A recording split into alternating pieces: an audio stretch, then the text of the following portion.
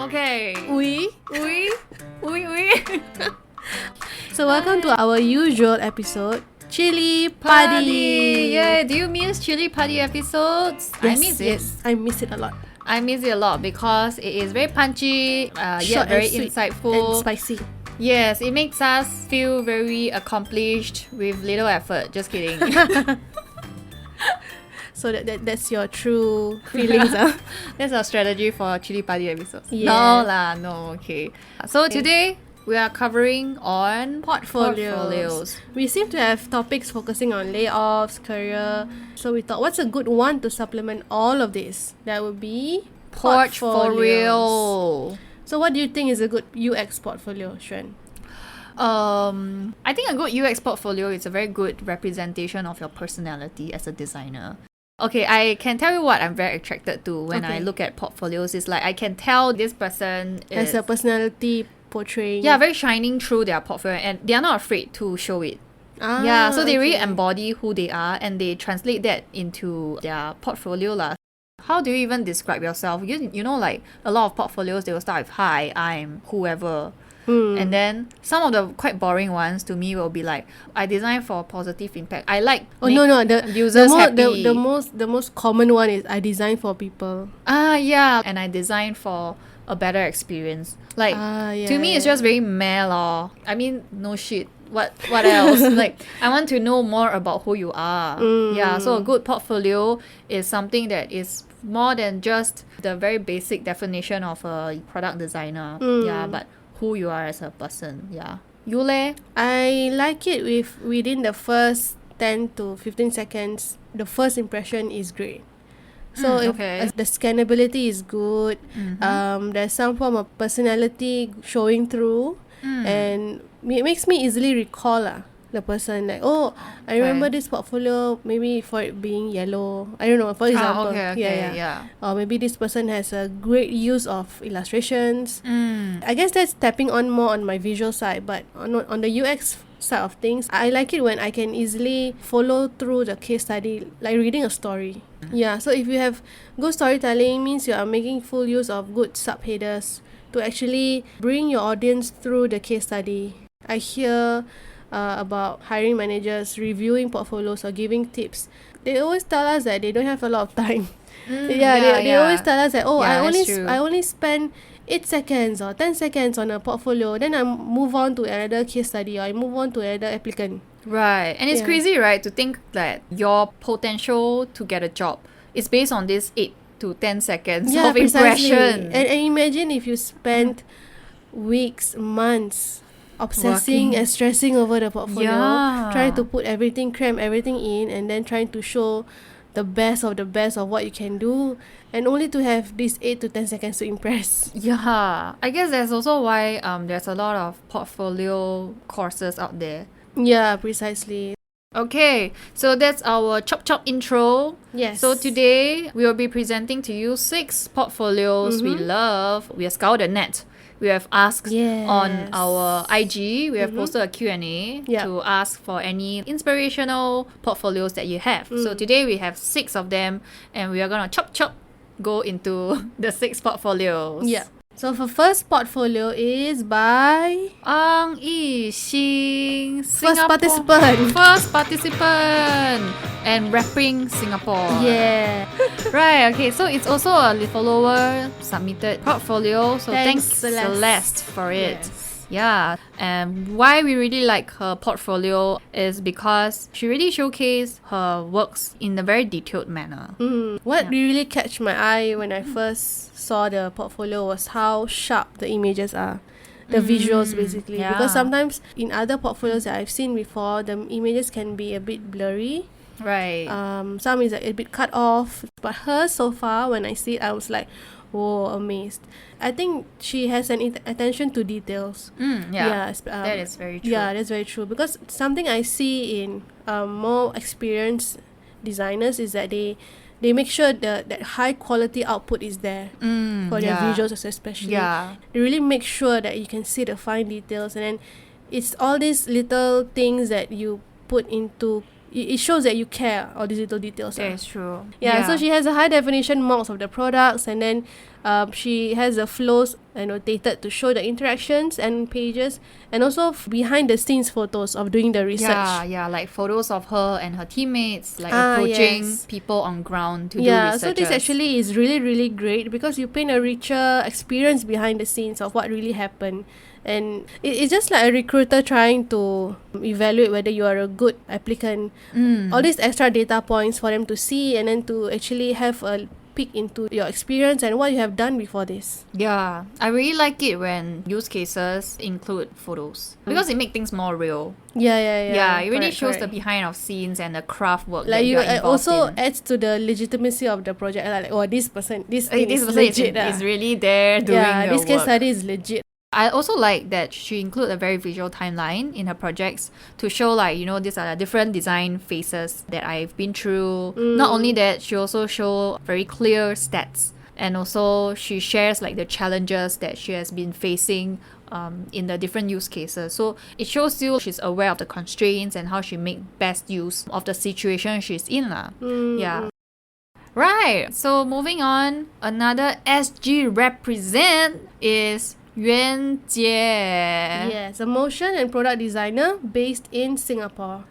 I think one thing you like about his portfolio is the fact that he uses motion in his portfolio, right? Yeah, so when you go to Yuan Jie's website, right, you get very captivated by how the website is being designed. And for me, then I'm not surprised that when he says he's a motion designer, because it shows a lot of very intricate details that he put in, like when you scroll different motions. When you scroll through the website, then how different of this element eases in, so it makes the whole viewing experience more elevated Yeah. So not only that, I think when you're good in motion, you also need to go in product design right? So for Yuan Jie's case, he really showcases his strengths in both. Yeah, so I really like the way he designs the content around the portfolio, how he makes the headlines very, very snappy and digestible, but it has a lot of characteristics to the headline. For example, can our digital payments be more convenient and less awkward? Yeah, that's a nice title. Yeah, so it's almost like every of this title has this aha moment. Yeah. It's like, oh, interesting. I guess the titling also shows a bit of his personality the way he thinks and the way he wants to present it, and then basically trying to capture your attention rather than just say, oh, digital payments for Shopee Pay. Correct, like improving the digital payment or something like that, right? You of course you improve if not you go there and do what? That's the whole point of being a designer. Yeah, so I really like how he just goes a deeper layer and he really taps onto that very emotional part of designing. So apart from the great personality, I like that he not only showcased his work at Shopee, and then I think he interned at Grab also. So he also demonstrated his critical thinking with his thesis project. So Yuan Jie was from NUS, DID. Yeah! DID represents industrial design, right? This division of industrial design. So he also showcased his critical thinking. So in one of the projects, which is very interesting, so I also encourage people to go and take a look, is how he explores how interaction can be used for evil purposes. Does that sound very familiar? Yes. Is it our scam episode? Yes. And apart from that, the way he showcases his use cases, he also includes visuals like the interface, and also he includes photos, which we mentioned that we liked. I also like he cleverly overlays visuals together to convey something. So I remember in one of his use case, I think in Shopee Pay, then he puts together Excel sheets of his testings, A/B testing. Then he overlays with some of the testings behind the scenes. Pictures of the actual test Pictures of the actual test, and also Google Doc of option A and option B designs. With this one image, it shows a lot already versus just showing the Excel sheet. Or just having the text and no visual. So I really like the very clever use of visual. Great. So that's Yuan Jie. Moving on, next is Billy Zheng. Yeah. So I found his website on LinkedIn actually. It was recommended by one of these other US-based designer. He really liked how straightforward and simple Billy's portfolio is. So when I went in, I was like, yeah, I agree as well. It's very straightforward, very clear-cut. And I really like the way he annotated the UI. So when you look through his works, right, like he will box up some of the interface. He basically just spotlights different areas of the UI and gives more explanation to why he's doing that. And he uses like a mix of static images and also I think GIFs animation. Yeah. So like for example, it's like for example the Gusto case study. He makes use of like animation GIF animation where the image actually shows what happens when you click on certain thing and then what happens next. So instead of you just reading, you can actually see it out happening in action. Which I think is really useful because sometimes, especially for people who are new to his case study, when you see static images, you may not be able to link up the different images well and just try to make sense of it based off whatever that he wrote. So to have the different screens linked up as an GIF animation is really great because you can see what's happening when I click on here, what's happening when I click on here. I'm not sure about you, but for me, when I look at portfolios, when I see GIF, right, I really will stop and watch. Okay, that's great. Some of the images, when it's static, right, I would skip them. But when I see GIFs, I think it's the movement. You can see the interaction and you can see the cursor, right? Then it gives a more richer explanation to the design. So I would just really watch the GIF. So I think he really used that and played to his advantage. Correct. And I also noticed that in areas where he foresee there's going to be a lot of text, he actually break it up and make it into a visual display. Like he maybe box it up or maybe put some icons with like when numbering it rather than having to read everything. And I foresee like for example, if someone were to scan his case study, it's much easier because there's not too many words.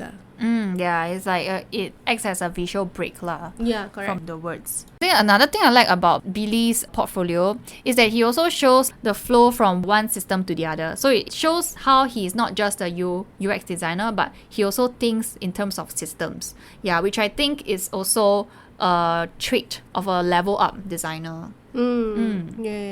So that's Billy Chung. Okay, so next one, the other three, we kind of categorize them as more strategy / lead / manager portfolio. But they're not Singapore-based. Not Singapore-based, We would like Singapore-based strategy lead manager portfolio as well if you have. But the three that we found are overseas. I think it's good for you if you want to level up in your career. Okay, so in this category, the first design portfolio that we want to showcase is Joel Khalifa. When I first opened his website, I find it quite fun. Fun, right?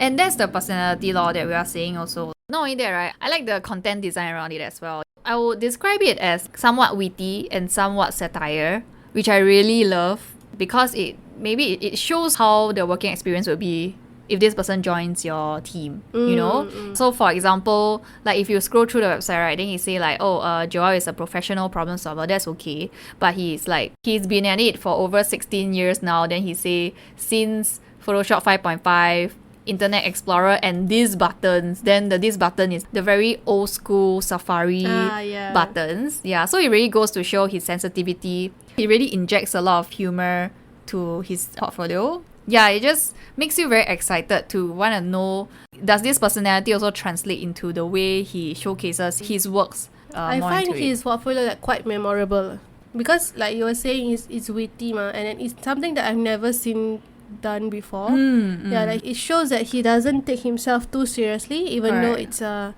considered a professional website. So people like get a chance to actually see his personality through his website. And also like foresee, what kind of person can I expect?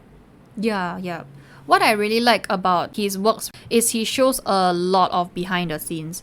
So if you want to know more about the process, because like, you know, there are certain types of portfolio, they'll just go straight into the end product. And they don't really have much screen grabs of you behind the scenes of his works. Yeah, so if you look at his, right, it has a lot of them. And I think it also goes to show how diligent this person is at documenting their work processes. Not only that, why we classify him under the lead, because one of the projects he shared is basically his role as a design leader, how he built and empowered a team, and he basically take that as another design project of his.